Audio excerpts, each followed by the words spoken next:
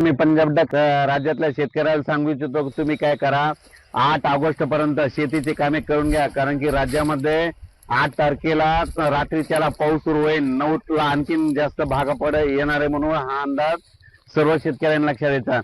सांगायचं झालं तर 9 ऑगस्टला पाऊस सुरुवात होणार आहे.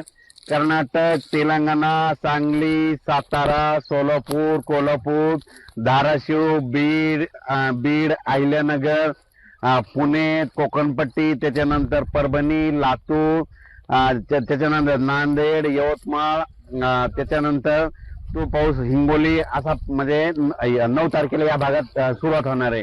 त्याच्यानंतर 9, 10, 11, 12च्या दरम्यान अहिल्यानगर भागातल्या संपूर्ण जिल्ह्यातल्या शेतकऱ्यासाठी आनंदाची बातमी.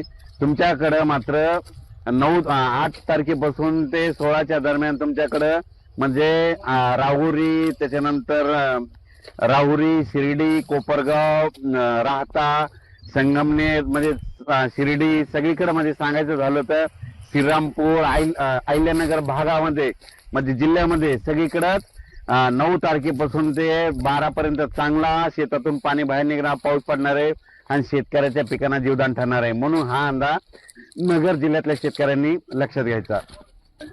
त्याच्यानंतर उत्तर महाराष्ट्रातल्या धुळे जिल्हा, नंदुरबार जिल्हा, जळगाव जिल्हा, नाशिकल्या सिन्नर भागातल्या शेतकऱ्याचे फोन आले होते, आमच्याकडे पाऊस येईल का नाही. तर त्यांना सांगू इच्छितो तुमच्याकडे देखील 9, 10, 11, 12, 13च्या दरम्यान तुमच्याकडे देखील उत्तर महाराष्ट्राकडे म्हणजे नाशिक जिल्हा, नंदुरबार जिल्हा, त्याच्यानंतर जळगाव जिल्हा, धुळे जिल्हा, चाळीसगाव तालुका, त्याच्यानंतर कळवण, निफाड, नाशिक, त्याच्यानंतर लासूर या भागामध्ये तुमच्याकडे देखील 9 ते 12च्या दरम्यान पाऊस येणार आहे. म्हणून तुमच्यासाठी एक आनंदाची बातमी.